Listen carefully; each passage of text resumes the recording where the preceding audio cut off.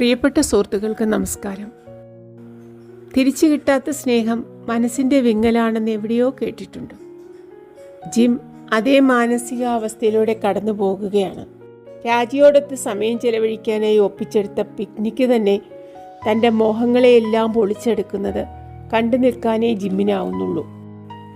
എത്ര പേർ നോക്കുന്നു എന്നതല്ല, തന്നെ ആ വ്യക്തി കാണുന്നുണ്ടോ, ആ കണ്ണുകളുമായി തൻ്റെ കണ്ണുകൾ ഇടയുന്നുണ്ടോ, മനസ്സിലെവിടെയോ ഒരു കുളിര് പൊട്ടുന്നുവോ, ഇതൊക്കെ അനുഭവിക്കാനാവുന്നത് ഒരു ഭാഗ്യമായാണ് കമിതാക്കൾ കരുതുന്നത്. ഓരോ നോട്ടവും പ്രണയത്തെ അരക്കിട്ടുറപ്പിക്കും. തൻ്റെ നേർക്ക് അവളുടെ കണ്ണുകൾ എത്തുന്നില്ലെന്നുള്ളത് ജിമ്മിനെ വേദനിപ്പിക്കുന്നു. പുലാവുനൂറിയിലെ പകൽ ജിമ്മിന് നിരാശ മാത്രമാണ് സമ്മാനിച്ചത്. ആ വിഷമം തീർക്കാനായാണ് ജിം മുക്കോ ക്ഷേത്രത്തിലേക്ക് നീന്താനൊരുങ്ങുന്നത്. വായിക്കാം. 3-ാം ഖണ്ഡം 3-ാം ഭാഗം. കുറേ ദൂരം നീന്തി കഴിഞ്ഞപ്പോഴാണ് ബോധ്യം വന്നത്, വിചാരിച്ചത്ര അടുത്തല്ല മുക്കുവരുടെ ദേവാലയമെന്ന്. കരയിൽ നിന്ന് 200-300 വാര പോന്നിരിക്കണം. ഇനിയും അത്ര കൂടി ഉണ്ടെന്ന് തോന്നുന്നു. വെള്ളത്തിന് ഇങ്ങനെയൊരു തകരാറുണ്ട്. കരയ്ക്ക് നിന്ന് നോക്കുമ്പോൾ അടുത്താണെന്ന് തോന്നും.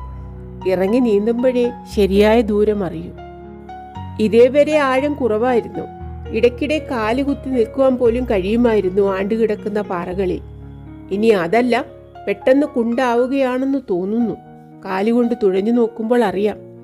ഒരുപക്ഷെ ക്ഷേത്രം നിൽക്കുന്ന തുരുത്തിനും തനിക്കുമിടയിൽ അഗാധമായ ഒരു ചാലുണ്ടാവാം. എങ്കിൽ ശക്തിയായ അടിയൊഴുക്ക് കാണണം. നീന്തി കടക്കാൻ ശ്രമിക്കുന്നത് അപായകരമാണ്. വേണ്ട. ജിം കാലടി കൊണ്ട് തപ്പി ഉറച്ച ഒരു പാറ കണ്ടെത്തി അതിന്മേൽ നിന്നു. മുലയ്ക്ക് മീതെ വെള്ളമുണ്ട്. ഓളം മൂലം നിൽപ്പുറയ്ക്കുന്നില്ല. പാറയാണെങ്കിൽ കത്തിയുടെ വായ്ത്തല പോലെ വീതി കുറഞ്ഞതാണ്. മുനമ്പിൽ നിന്ന് ഇതുവരെ വെള്ളത്തിനടിയിലൂടെ വരമ്പ് പോലെ നീണ്ടു കിടക്കുകയാണെന്ന് തോന്നുന്നു. അങ്ങനെയാണെങ്കിൽ ക്ഷേത്രം വരെ കാണുമോ? ക്ഷേത്രവും പാറപ്പുറത്താണല്ലോ. കാലുകൊണ്ട് പരതി നോക്കി. ഇല്ല, അപ്പുറം കുണ്ടാണ്. ഇത്രത്തോളം എത്തിയിട്ട് ക്ഷേത്രത്തിൽ കയറാതെ പോകുന്നതിൽ വലിയ ഇച്ഛാഭംഗം തോന്നി. ആഗ്രഹം ബാക്കി നിൽക്കുന്നു. കൊതിയോടെ താല്പര്യത്തോടെ ദേവാലയത്തെ ഉറ്റുനോക്കി. ദേവാലയം തന്നെയാണ്. ചൈന ടൗണിൽ കണ്ട് പരിചയമുള്ളതാണല്ലോ. ഗ്രാൻഡ് അവന്യൂവിൽ നിന്ന് കിഴക്കോട്ട് പോകുന്ന ഇടവഴികളിൽ ഒന്നിലേറെയുണ്ട്. അത്ര വർണ്ണശബളമല്ല ഇത്. കാറ്റും വെയിലുമേറ്റ് മങ്ങിയതാവണം. ജലവിധാനത്തിൽ നിന്ന് വളരെ ഉയർന്നു നിൽക്കുന്ന പാറയാണ്. ഓരം ചേർന്ന് ചവിട്ടുപടികൾ വെട്ടിയിട്ടുള്ളത് വ്യക്തമായി കാണാം. ക്ഷേത്രം ചെറുതാണ്. മുതുകു വളഞ്ഞ മേൽപ്പുരയിലെ ഓടുകൾക്ക് കറുത്ത നിറമാണ്. പണ്ടെന്നോ പച്ച നിറമായിരിക്കാനിടയുണ്ട്. സർപ്പം പത്തി നിവർത്തിയതുപോലെയുള്ള മുഖപ്പുകൾ ഒടിഞ്ഞു തൂങ്ങിയിട്ടുണ്ട്. അവയ്ക്കുള്ളിൽ കടൽക്കാക്കകളോ മറ്റോ കൂട് കെട്ടിയിരിക്കാം. പതിവിലുമേറെ ശക്തിയുള്ള ഒരല വന്നപ്പോൾ നിലതെറ്റി കാലുറപ്പിച്ചു നിൽക്കാൻ പാടുപെട്ടു. മുഖത്തു നിന്ന് വെള്ളം വടിച്ചു കളഞ്ഞ് വീണ്ടും ക്ഷേത്രത്തിന്റെ നേരെ ഉറ്റുനോക്കി. നോക്കുന്തോറും നീന്തി കടക്കാനുള്ള ആഗ്രഹം വർദ്ധിച്ചു വരുന്നു. അവിടെ വിശേഷവിധിയായിട്ടൊന്നുമില്ലെന്നറിയാം. വലിയ ക്ഷേത്രങ്ങളിലെ പോലെ വിശിഷ്ടമായ കൊത്തുവേലകളോ മനോഹരമായ കലശങ്ങളോ ഒന്നും ഈ പൊളിഞ്ഞു വീഴാൻ നിൽക്കുന്ന ചെറിയ അമ്പലത്തിൽ കാണുകയില്ല. മുഷിഞ്ഞ കടലാസ് വിളക്കുകൾ ഉണ്ടാവാം. കീറിയ നിറം മങ്ങിയ ചുവന്ന പട്ടുകൂറകളും പാതി കത്തിയ ചന്ദനത്തിരിയുടെ കുറ്റികളും കണ്ടേക്കാം. ദേവവിഗ്രഹമോ ദിവ്യ ചൈതന്യമോ ഒന്നും പ്രതീക്ഷിക്കേണ്ടതില്ല. ഉണ്ടെങ്കിൽ തന്നെ കടൽ പക്ഷികളുടെ കാഷ്ടത്തിൽ മുങ്ങിമറിഞ്ഞിരിക്കും. കാണാൻ തക്കവണ്ണം ഒന്നുമില്ല. എങ്കിലും കണ്ടേ കഴിയൂ എന്നൊരു തോന്നൽ. തികച്ചും സാധാരണമാണെങ്കിലും ഈ ക്ഷേത്രം എന്തുകൊണ്ടോ തന്നെ മാടി വിളിക്കുന്നു. മാത്രമല്ല, ധൈര്യമുണ്ടെങ്കിൽ നീന്തി വരൂ എന്ന് അലകൾ ഉയർത്തി വെല്ലുവിളിക്കുന്നുമുണ്ട്. വെല്ലുവിളി സ്വീകരിക്കാതെ മടങ്ങുന്നത് മാനക്കേടാവും. കണ്ണുകൊണ്ട് ദൂരം ഒരിക്കൽ കൂടി അളന്നു നോക്കി. തീർച്ചയായും നീന്താവുന്ന അകലമേ ഉള്ളൂ. നെഞ്ഞൂക്ക് തോന്നുന്നുമുണ്ട്. അപകടകരമായ അടിയൊഴുക്കുണ്ടോ എന്നേ സംശയമുള്ളൂ. സംശയിക്കരുത്. വെല്ലുവിളികളുടെ മുമ്പിൽ ശങ്കിച്ചു നിൽക്കുന്നത് ഭീരുത്വമാണ്. ആണോ? അതല്ലേ വിവേകം? ആയിരിക്കാം. പക്ഷേ വിവേകം ചിലപ്പോഴെങ്കിലും ഭീരുത്വത്തിന് മാന്യത ചാർത്തിക്കൊടുക്കുന്ന പട്ടുകുപ്പായമാണ്.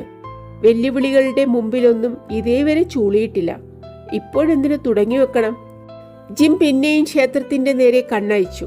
നോക്കുംതോറും അതിന്റെ വശീകരണം കൂടിക്കൂടി വരുന്നു. തെളിഞ്ഞ വെയിലിൽ തിളങ്ങി നിൽക്കുന്ന ക്ഷേത്രം കേവലം ഒരു ജീർണക്ഷേത്രമല്ല, അതിലും കവിഞ്ഞ് എന്തോ ആണെന്ന് തോന്നിപ്പോകുന്നു. തന്റെ ജീവിതത്തെ അടിമുടി ഉലയ്ക്കുന്ന എന്തിൻ്റെയോ പ്രതീകമാണ്. കീഴടക്കിയില്ലെങ്കിൽ അത് തന്നെ നശിപ്പിച്ചു കളയുമെന്ന് പേടി തോന്നുന്നു. തലയ്ക്കുള്ളിൽ ഒരു മയക്കം പോലെ. നീന്തി അക്കരെ പറ്റുന്നതല്ല പ്രശ്നം. പ്രശ്നം ഭയത്തെ കീഴടക്കണമോ ഭയത്തിന് കീഴടങ്ങണമോ എന്നുള്ളതാണ്. നോക്കിക്കൊണ്ട് നിൽക്കെ ക്ഷേത്രം വലിപ്പം വെക്കുന്നുണ്ടെന്നൊരു തോന്നൽ, കൈ നീട്ടി തന്നെ പിടിച്ചു വലിക്കുന്നുണ്ടെന്നും. ഇനി നീന്തി ക്ഷേത്രനടക്കിൽ എത്താതെ മടങ്ങിപ്പോകാൻ സാധ്യമല്ല. സപ്തസമുദ്രങ്ങൾക്കക്കരെ ഏകാന്തമായ മരതക ദ്വീപിൽ ഏതോ ഗുഹയിലിരുന്ന് എരിയുന്ന മെഴുകുതിരിയിൽ സ്വന്തം ജീവൻ കുടിവെച്ച മന്ത്രവാദിയുടെ കഥ ഓർമ്മ വരുന്നു. ക്ഷേത്ര മെഴുകുതിരി കത്തുന്നുണ്ടോ? ഈറൻ തലമുടി മാടി ഒതുക്കി മാറു വിരിച്ച് കുതിച്ച് നീന്താൻ കാലൂന്നുമ്പോൾ പിന്നിൽ നിന്നൊരു വിളി, Jim stop, wait for me. കുതിച്ച കുതി നിയന്ത്രിക്കാൻ ശ്രമിച്ചപ്പോൾ ചവിട്ടി നിന്ന പാറമുനയിൽ നിന്ന് കാൽ വഴുതി. അടിയൊഴുക്ക് കാലിൽ പിടിച്ച് ബലമായി വലിച്ചു. നിലകിട്ടാതെ മുങ്ങിപ്പോയേക്കുമോ എന്ന ഭയം. അപ്രതീക്ഷിതമായി ഉദിച്ചസ്തമിക്കുന്ന നൈമിഷികമായ ഞരമ്പ് വലി പോലെ ഉള്ളിലൊരു പിടച്ചിൽ സൃഷ്ടിച്ചു. അടുത്തെത്തിയപ്പോൾ അശോക് കിതച്ചുകൊണ്ട് പറഞ്ഞു, അങ്ങോട്ട് നീന്തണ്ട, വളരെ അപായകരമാണ്, മടങ്ങൂ. എന്താ ഇത്ര അപായകരം? ഇനി കുറച്ചു ദൂരമല്ലേ ഉള്ളൂ. എനിക്ക് കൂടുതൽ സംസാരിക്കാൻ വയ്യ. അശോക് മുഖത്ത് വെള്ളം വടിച്ചു കളഞ്ഞു. കൈയും കാലും കുഴയുന്നു. ഞാൻ ഇത്ര ദൂരമൊന്നും നീന്താറില്ല, വരൂ, മടങ്ങിപ്പോകാം. പരിഭ്രമിക്കാതിരിക്കൂ. ജിം കൈ നീട്ടി. ഇതാ ഇങ്ങോട്ട് വരൂ, ഇവിടെ നിലയുണ്ട്, പാറപ്പുറത്ത് ചവിട്ടി നിൽക്കാം, പേടിക്കാനൊന്നുമില്ല. നീട്ടിയ കരം ഗ്രഹിച്ച് അശോക് അടുത്തേക്ക് നീങ്ങി വന്നു. പാറയിൽ കാലുറപ്പിച്ചു നിന്നു. വെള്ളം കഴുത്തിനൊപ്പം എത്തിയിരിക്കുന്നു. നിൽപ്പ് സുഖകരമായിരുന്നില്ലെന്ന് വ്യക്തം. എന്തിനെ പിന്നാലെ നീന്തി വന്നത്? ജിം അശോകന്റെ തോളിൽ പിടിച്ചുകൊണ്ട് ചോദിച്ചു. വല്ലാതെ കിതയ്ക്കുന്നുണ്ടല്ലോ. ഞാൻ ഇത്ര ദൂരം നീന്താറില്ല. പിന്നെ എന്തിനു നീന്തി? അവർ നിർബന്ധിച്ചിട്ട്. അശോക് കരയിലേക്ക് ചൂണ്ടിക്കാണിച്ചു. അവർക്ക് വല്ലാത്ത ഭയം. കരയിൽ സുശീലയും രാജിയും നിൽപ്പുണ്ട്, കുട്ടികളും. പെണ്ണുങ്ങൾ എപ്പോഴും അങ്ങനെയാണല്ലോ. അതല്ല, ഇവിടെ വളരെ പേർ മുങ്ങിച്ചത്തിട്ടുണ്ടത്രേ. രാജി പറഞ്ഞതാണ്. കൊല്ലം തോറും ഉത്സവത്തിനെത്തുന്ന മുക്കുവരിൽ 1-2 പേരെങ്കിലും മുങ്ങി മരിക്കാറുണ്ടത്രേ. അതൊന്നും സാരമില്ല. വായിൽ പറ്റിപ്പിടിച്ചിരുന്ന താടിമീശയുടെ നാരുകൾ ഊതി പറപ്പിച്ചു ജിം. ഇതിലുമൊക്കെ അപായകരമായ വെള്ളത്തിൽ ഞാൻ നീന്തിയിട്ടുണ്ട്. സ്കൂളിലെ സ്വിമ്മിംഗ് ചാമ്പ്യനായിരുന്നു ഞാൻ. ഇംഗ്ലീഷ് ചാനൽ നീന്തി കടക്കണമെന്നതായിരുന്നു ഒരു കാലത്ത് എൻ്റെ ഏറ്റവും വലിയ മോഹം. അതൊക്കെ ശരിയായിരിക്കാം, പക്ഷെ അവരോട് പോയി വിശദീകരിക്കൂ. വരൂ, ഈ നിൽപ്പ് അത്ര സുഖമുള്ളതല്ല. അശോക് മടങ്ങിക്കോളൂ. നോ നോ നോ, നീ വരാതെ ഞാൻ മടങ്ങില്ല. അവിടെ പോയി അവരോട് വിശദീകരിച്ച ശേഷം വേണമെങ്കിൽ വീണ്ടും നീന്തിക്കോളൂ. ഇപ്പം മടങ്ങണം. അത് സാധ്യമല്ല. ഞാൻ ഒന്നുകൂടി ആലോചിക്കട്ടെ. നീന്തണമെന്ന് തോന്നിയാൽ നീന്തും, ഇല്ലെങ്കിൽ മടങ്ങാം. ഇതെന്നെ മാത്രം ബാധിക്കുന്ന കാര്യമാണല്ലോ. എന്നാൽ ഞാൻ മടങ്ങുന്നില്ല. ഇവിടെ നിൽക്കാനും പ്രയാസം. പാറപ്പുറത്തുകൂടി കുറച്ച് അങ്ങോട്ട് നീങ്ങിയാൽ ഇത്രയും വെള്ളമില്ല. സുഖമായി നിൽക്കാം. എന്നെ കുറച്ചു നേരം തനിയെ വിടൂ. ശരി, പക്ഷെ നീ വരാതെ മടങ്ങിപ്പോവില്ല. അശോക് തുഴഞ്ഞുപോയി കുറച്ചകലെ നിൽപ്പുറപ്പിച്ചു. നെഞ്ഞോളം വെള്ളത്തിൽ ജിം വീണ്ടും ക്ഷേത്രത്തിന് നേരെ തിരിഞ്ഞു. നീന്താനുള്ള ആഗ്രഹം ശക്തമാണ്. രാജി നോക്കിക്കൊണ്ട് നിൽക്കേ. നീന്തി ക്ഷേത്രത്തിൽ കയറി തിരിച്ചു വരുന്നത് അഭിമാനകരമായ ഒരു കൃത്യമായിരിക്കും. അവളുടെ കണ്ണിൽ തന്റെ മതിപ്പ് വർദ്ധിക്കും. തിരിഞ്ഞു കരയിലേക്ക് നോക്കി. രാജി ആരുടെയോ കുപ്പായം ഉയർത്തിപ്പിടിച്ച് വീശുകയാണ്. മടങ്ങി വരൂ, മടങ്ങി വരൂ. ചുണ്ടത്ത് പുഞ്ചിരി മൊട്ടിട്ടു. രാജിയുടെ ഒഴിഞ്ഞുമാറൽ അവസാനിച്ചിരിക്കുന്നു. ഉത്കണ്ഠയോടെയാണ് അവൾ തിരിച്ചു വിളിക്കുന്നതെന്ന് ഊഹിക്കാവുന്നതേയുള്ളൂ. അവളുടെ ഉള്ളിൽ ഭയമുണ്ട്. തനിക്കെന്തെങ്കിലും സംഭവിച്ചാലോ? അല്ലെങ്കിൽ അശോകനെ ഉന്തിത്തള്ളി പറഞ്ഞയക്കില്ല. തിരിച്ചു ചെല്ലുന്നത് അവളെ സന്തോഷിപ്പിക്കും. പക്ഷേ അത് തന്റെ പരാജയ സമ്മതമായിരിക്കും. അത് വയ്യ. അതേസമയം അവളുടെ താക്കീതും അഭ്യർത്ഥനയും അവഗണിച്ച് നീന്തുന്നത് അവളെ ദുഃഖിപ്പിക്കുകയില്ലേ? വരൂ ജിം, ധൈര്യം ഭാവിച്ച് അപകടം ക്ഷണിച്ചു വരുത്തണ്ട. കരയ്ക്ക് വസ്ത്രം വീശൽ ത്വരിതഗതിയിലായിരിക്കുന്നു. ഓക്കെ, ഞാനിതാ വരുന്നു. മുക്കുവരുടെ ക്ഷേത്രത്തിന് നേരെ ഒരിക്കൽ കൂടി കണ്ണയച്ചു. നീന്തി അവിടെ ചെല്ലാതെ തിരിച്ചു പോകുന്നതിൽ വല്ലായ്മയും വൈമനസ്യവും തോന്നാതിരുന്നില്ല. എങ്കിലും ഉള്ളിലെവിടെയോ ആശ്വാസത്തിന്റെ അയവ് അനുഭവപ്പെട്ടിരുന്നു. ഇനി ഒരിക്കലാകാം എന്ന് സ്വയം പറഞ്ഞ് തമാശ മട്ടിൽ വലിച്ചു നീട്ടിയൊരു സലാം കൊടുത്ത് തിരിച്ചു നീന്താൻ ആരംഭിച്ചു. കരയിലെത്തിയപ്പോൾ രാജി പറഞ്ഞു, "we were scared. You went too far." പേടിക്കാൻ എന്തിരിക്കുന്നു, ഇതൊക്കെ നിസ്സാരം എന്ന് പറയണമെന്ന് തോന്നി ജിമ്മിന്. പക്ഷേ കിതപ്പ് കാരണം ഒരക്ഷരം പറയാൻ പറ്റിയില്ല. വായു വന്ന വസ്തു മുൻപൊരിക്കലും കണ്ടിട്ടില്ലെന്ന് തോന്നിക്കുന്ന അത്ര ആർത്തിയോടെ ശ്വാസം കഴിക്കുന്നതിനിടയിൽ 5 നിമിഷം കഴിയട്ടെ എന്നെങ്ങനെയോ ആംഗ്യം കാണിക്കാനേ ഒത്തുള്ളൂ. വേച്ച് നടന്നു കയറി ഈർപ്പമില്ലാത്ത മണലിലെത്തിയപ്പോൾ താഴെയിരുന്നു. കാല് നീട്ടി കൈ പിന്നോക്കം കുത്തി അല്പം മലർന്നിരുന്നു. തല കുടഞ്ഞു ചണനാര് പോലെ നനഞ്ഞു തൂങ്ങിയ താടിയിൽ നിന്നും വാർന്നിരുന്ന വെള്ളം തോളത്തും മാറത്തും വീണു. ദേഹത്തിൽ നിന്നാകെ വാർന്നു പോകുന്നത് വെള്ളമല്ല, ചോരയാണ്. വല്ലാത്ത ക്ഷീണം. കിതപ്പ് മാറുന്നില്ല. കിതയ്ക്കുമ്പോൾ ഉയരുകയും താഴുകയും ചെയ്തിരുന്ന മാറത്തേക്ക് നോക്കി. എല്ലുകൾ കാണാം. എന്തുമാത്രം ചടച്ചു പോയിരിക്കുന്നു. വീട്ടിൽ നിന്ന് ഇറങ്ങിപ്പോന്നതിൽ പിന്നെ എത്ര രാത്രി തൂക്കം കുറഞ്ഞിരിക്കും. എന്താ, വല്ലാതെ ക്ഷീണിച്ചു അല്ലേ? രാജിയുടെ ഒച്ച കേട്ടപ്പോൾ തല ഉയർത്തി നോക്കി. ഇല്ലെന്ന് തലയാട്ടി. അവൾ സുശീലയുടെ തോളിൽ കൈയിട്ട് നിൽക്കുകയാണ്. രണ്ടുപേർക്കും തമ്മിൽ എന്ത് വ്യത്യാസം?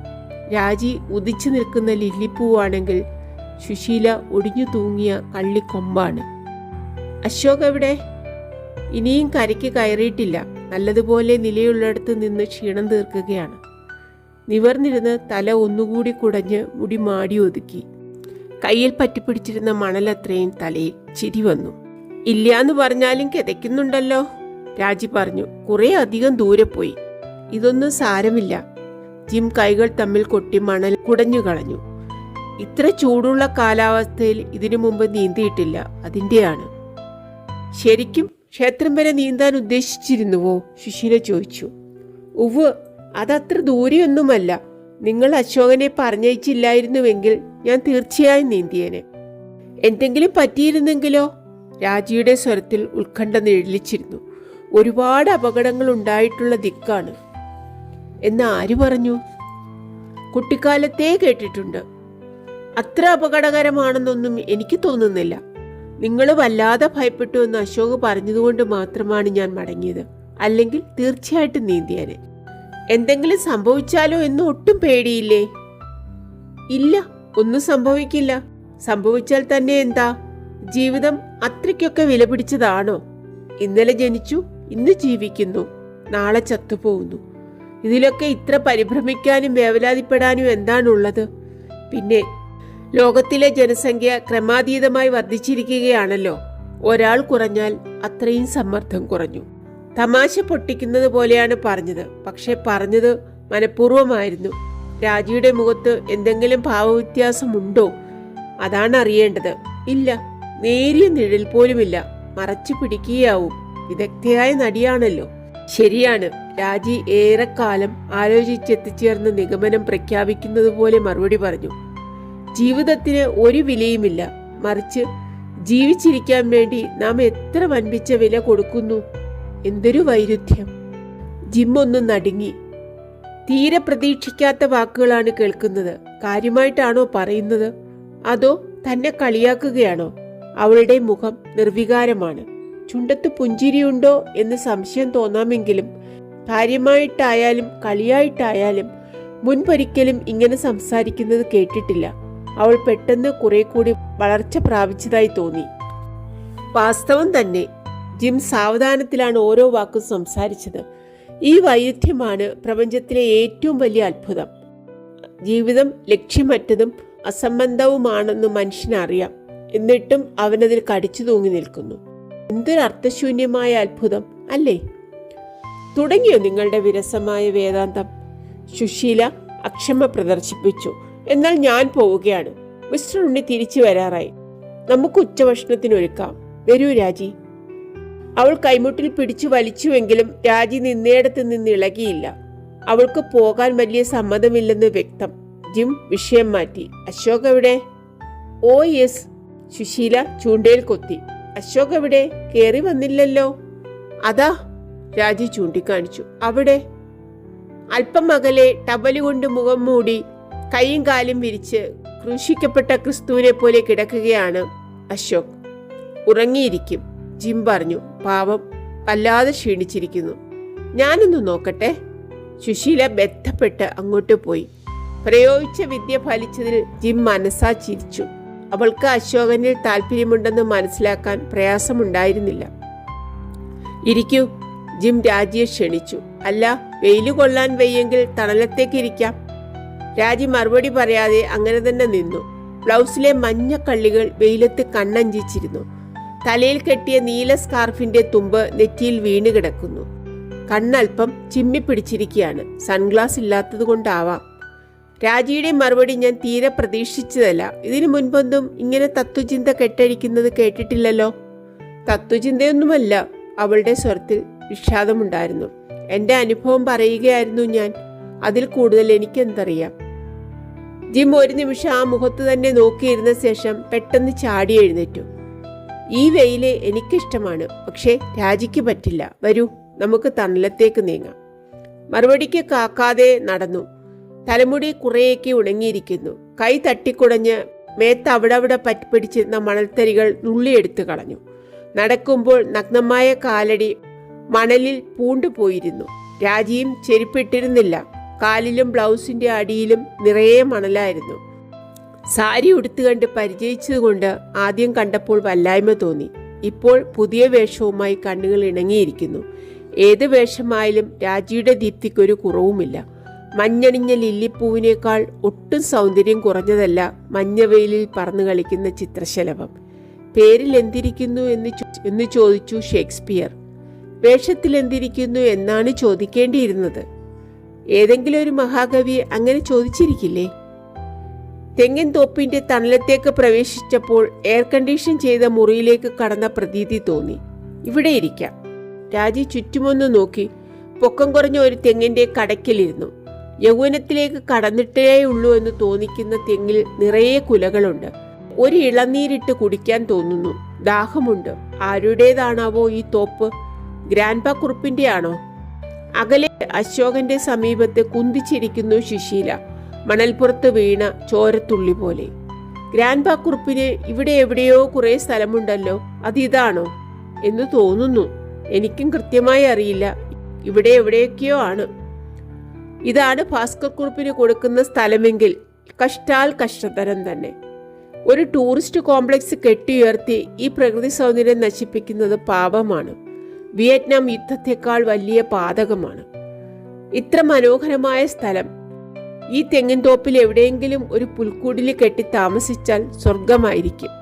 രാജി മറുപടി പറഞ്ഞില്ല. എന്താ, എന്നോട് യോജിക്കുന്നില്ലേ? ഇതൊരു സുന്ദരമായ സ്ഥലമാണ്, സംശയമില്ല. രാജി അല്പം മണലെടുത്ത് മേൽപോട്ടിട്ട് അത് വീഴുന്നത് താല്പര്യത്തോടെ വീക്ഷിച്ചു. പക്ഷേ 4 ദിവസം കഴിഞ്ഞാൽ മടുക്കും. വലിച്ചെറിഞ്ഞ് കടന്നു പോവും. മടുക്കുകയോ? ഒരിക്കലുമില്ല. ഇതെന്നല്ല, എല്ലാ സുന്ദര വസ്തുക്കളും കുറച്ചു കഴിഞ്ഞാൽ മടുക്കും. ചെവി വട്ടം പിടിച്ച് തറപ്പിച്ചൊന്നു നോക്കി. വീണ്ടും അപ്രതീക്ഷിതമായ വാക്കുകൾ. പറയുന്നതിൽ കവിഞ്ഞ അർത്ഥം അവയ്ക്കുണ്ട്. അങ്ങനെയൊരു ഭാവം ആ മുഖത്തില്ലെങ്കിലും. അങ്ങനെ അടച്ചു പറഞ്ഞുകൂടാ. ഒരിക്കലും മടുക്കാത്ത സൗന്ദര്യമുണ്ട്. പ്രകൃതിയിൽ പ്രത്യേകിച്ചും ധാരാളം കാണാം. അവയിൽ ഒന്നാണെന്ത് എന്ന് ഞാൻ കരുതുന്നു. സൗന്ദര്യമെന്ന് വെച്ചാൽ പുതുമയാണ്. പുതുമ നശിക്കുന്നതോടെ സൗന്ദര്യവും നശിക്കുന്നു. ഞാൻ പഠിച്ചത് അതാണ്. പറയുന്നത് ക്ഷമിക്കണം, പക്ഷെ പഠിച്ചത് തെറ്റാണ്. യഥാർത്ഥ സൗന്ദര്യത്തിന്റെ പുതുമ ഒരിക്കലും മായുകയുമില്ല. ഒരിക്കലും പുതുമ മായാത്തത്, അല്ലെങ്കിൽ ഓരോ തവണയും ഓരോ പുതുമ പ്രദർശിപ്പിക്കുന്നത്, അതാണ് സൗന്ദര്യമെന്നാണ് സൗന്ദര്യശാസ്ത്രം പറയുന്നത്. ഞാൻ ശാസ്ത്രമൊന്നും പഠിച്ചിട്ടില്ല. പഠിച്ചത് ജീവിതത്തിൽ നിന്നാണ്, യഥാർത്ഥ ലോകത്തിൽ നിന്നാണ്. ഞാൻ കണ്ട ലോകത്തിൽ സൗന്ദര്യത്തിന് അത്രയൊക്കെ വിലയുള്ളൂ. വീണ്ടും ഞാൻ പറയുന്നത് ക്ഷമിക്കണം. സിനിമാ ലോകം യാഥാർത്ഥ്യ ലോകമല്ല, തീത്തകടിന്റെ ലോകമാണ്. താൽക്കാലിക മൂല്യങ്ങളിൽ കണ്ണുമങ്ങിയ തൊട്ടാവാടി പ്രപഞ്ചം. അവിടെ നിന്ന് പഠിച്ചത് പുറം ലോകത്തിന് ബാധകമല്ല. യഥാർത്ഥ ലോകത്തിന്റെ നടുത്തുണ്ട് മുറിച്ചു വെച്ചതാണ് സിനിമാ ലോകം. പഠിക്കാൻ അത്ര നല്ല വിദ്യാലയം വേറെയില്ല. അല്ലല്ല, കൃത്രിമമായൊരു ലോകമാണത്. തൊട്ടാൽ പൊട്ടുന്നത്. അവിടുത്തെ അനുഭവം വെച്ച് ലോകത്തെ മുഴുവൻ അളക്കുന്നത് ശരിയല്ല. രാജി മറുപടിയൊന്നും പറഞ്ഞില്ല. അവൾ തല കുലിച്ചിരുന്നു വിരൽത്തുമ്പുകൊണ്ട് മണലിൽ കുത്തിവരയ്ക്കുകയാണ്. ഒന്നിനു മീതെ ഒന്നായി വൃത്തങ്ങൾ, ത്രികോണങ്ങൾ, അമ്പുപോലത്തെ നേർവരകൾ. അവളുടെ മോതിരമണിയാത്ത വിരലുകൾ വെളുത്ത മെഴുകുതിരികൾ പോലെ സുന്ദരമാണ്. പോളിഷിടാത്ത നഖങ്ങളുടെ സൗന്ദര്യം നൈസർഗികമാണ്. ഏതായാലും ഇതൊരു സുന്ദരമായ സ്ഥലമാണ്, സംശയമില്ല. ജിം പഴയ വിഷയത്തിലേക്ക് തിരിച്ചു പോകാൻ മനഃപൂർവ്വമായൊരു ശ്രമം നടത്തി. ഈ സൗന്ദര്യം നൈസർഗികമാണ്. ഈ സൗന്ദര്യം ആത്മീയ പരിശോഭ കലർന്നതാണ്.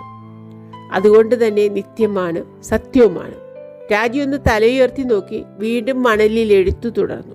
സൗന്ദര്യം ആത്മീയ പരിശോഭ കലർന്നതാണ്. കടൽക്കരയുടെ മാത്രമല്ല, ഇവളുടെയും. ഓ, ഇങ്ങനെ ഇരുന്നാൽ പറ്റില്ല. രാജി മണലിൽ വരച്ചതൊക്കെ തട്ടി മൂടിക്കൊണ്ട് പെട്ടെന്ന് എഴുന്നേറ്റു. സുശീല പറഞ്ഞത് ശരിയാണ്, ഉച്ചഭക്ഷണത്തിനെടുക്കാനുള്ള നേരമായി. എന്താ തിടുക്കം? ഗുരു എത്തിയിട്ടില്ലല്ലോ. മണി 1 തുടങ്ങി. രാജി വാച്ചു നോക്കി. മിസ്റ്റർ ഉണ്ണി ഇപ്പോഴെത്തും. ഞാൻ സുശീലയെ വിളിക്കട്ടെ? അവരെവിടെ? മണൽപ്പുറത്തെ ചോരത്തുള്ളി അപ്രത്യക്ഷപ്പെട്ടിരിക്കുന്നു. അശോകനും ചുറ്റിലും ഒന്ന് കണ്ണോടിച്ചു. സുശീല അവിടെ എത്തിക്കഴിഞ്ഞു. രാജി കുട്ടകളും സഞ്ചികളും ഇരിക്കുന്നിടത്തേക്ക് ചൂണ്ടിക്കാണിച്ചു. ഞാൻ ചെന്ന് സഹായിക്കട്ടെ? മറുപടിക്ക് കാത്തു നിൽക്കാതെ മുന്നോട്ട് നടന്നു അവൾ. തെങ്ങിൻ പട്ടകൾക്കിടയിലൂടെ അവിടെ വീണ്ടുന്ന വെയിലിന്റെ കൊച്ചു വൃത്തങ്ങൾ അവളുടെ തലയിൽ പുഷ്പവൃഷ്ടി ചെയ്തു. മണലിൽ താണുപോകുന്ന കുതികൾ വലിച്ചെടുത്തുകൊണ്ടുള്ള നടത്തത്തിന് പ്രത്യേകമായൊരു താളമുണ്ട്. കടലിൽ നിന്ന് പറന്നെത്തിയ ഏതോ വലിയ വർണ്ണക്കിളിയാണെന്ന് തോന്നും അവളെ കണ്ടാൽ. ഒരു സന്ദർഭം വെറുതെ നഷ്ടപ്പെടുത്തി. ജിം വിരലുകൊണ്ട് മണലിൽ വരച്ചു. അവൾ വരച്ചതിന്റെ മീതെ. ഇത്ര സൗകര്യമായിട്ടൊരു സന്ദർഭം ഇനി കിട്ടുമോ എന്ന് സംശയമാണ്. ഒറ്റ ശ്വാസത്തിൽ പറയാനുള്ളതെല്ലാം പറയേണ്ടതായിരുന്നു. വിധി നിർണായകമായി തീർന്നേക്കാമായിരുന്ന സന്ദർഭം കളഞ്ഞുകുളിച്ചു. പൊന്തയിൽ തല്ലാതെ നേരിട്ട് വിഷയത്തിലേക്ക് പ്രവേശിക്കേണ്ടതായിരുന്നു.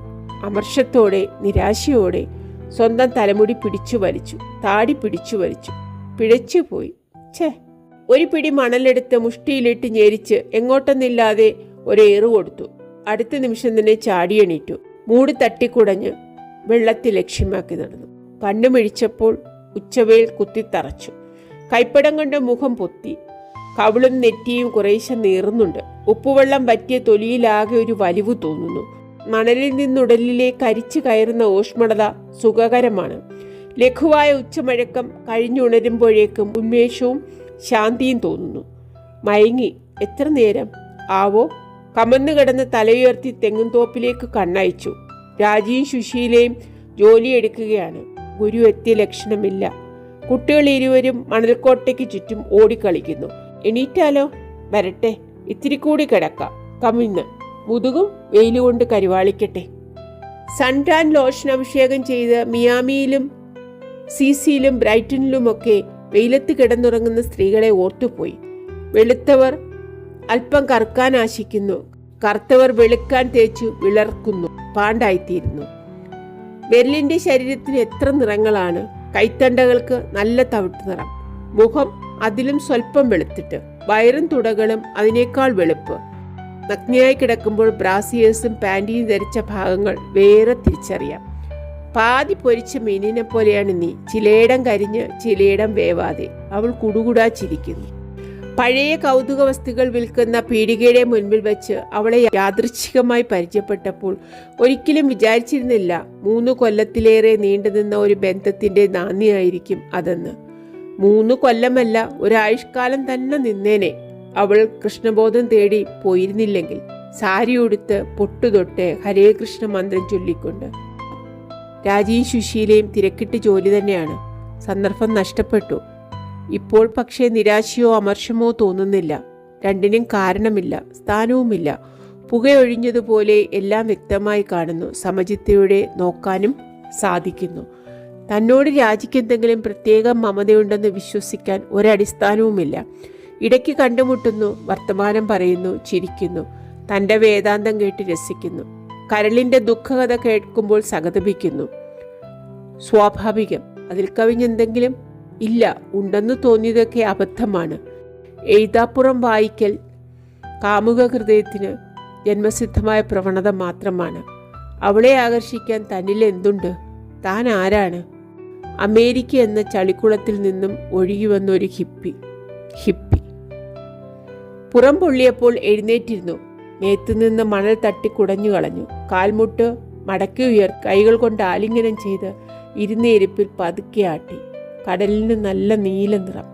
സാൻ ഫ്രാൻസിസ്കോയിലെ കടലിന് ഇതിനേക്കാൾ നീല നിറമുണ്ട്, പ്രത്യേകിച്ചും ഹേമന്തത്തിൽ. ഇതും അതും ഒരേ കടൽ തന്നെ. ഇതിൻ്റെ തുടർച്ചയാണത്. കുപ്പിക്കുള്ളിലേക്ക് എഴുതി ഒട്ടിച്ച് ഇവിടെ വലിച്ചെറിഞ്ഞാൽ ഏതെങ്കിലും ഒരു കാലത്ത് അത് ബൊയയിൽ ചെന്നെത്തും. മലാക്ക കടലിടുക്കിലൂടെ ചൈന കടലിലൂടെ ശാന്തസമുദ്രം നീന്തിക്കടന്നു. ഗോൾഡൻ ഗേറ്റ് പാലത്തിനടിയിലൂടെ ഒരു കുപ്പി ഒഴുകിയെത്തുന്നത് കണ്ണിൽ കാണുന്നു. ആ കുപ്പിക്കകത്തിരുന്ന് നോക്കുമ്പോൾ സാൻ ഫ്രാൻസിസ്കോയിലെ ഗഗനരേഖ വില്ലുപോലെ വളഞ്ഞു കാണുന്നു. ടെലിഗ്രാഫ് ഹിൽ മാർക്കറ്റ് സ്ട്രീറ്റിലെ അമ്പരചുംബികൾ. യാത്ര പറഞ്ഞിറങ്ങിയിട്ട് 1 വർഷം ആവാറായി. യൂണിയൻ സ്ക്വയർ, ഫിഷർമാൻസ് വാവ്, കടകട കുടുകുടു എന്നോടുന്ന ട്രാമുകൾ എല്ലാം ഒന്ന് കാണണമെന്ന് തോന്നുന്നു. സാൻ ഫ്രാൻസിസ്കോയിലെ ശബ്ദങ്ങൾ കേൾക്കാൻ, വാസനകൾ ശ്വസിക്കാൻ, തിരക്കനുഭവിക്കാൻ പെട്ടെന്നൊരു കൊതി.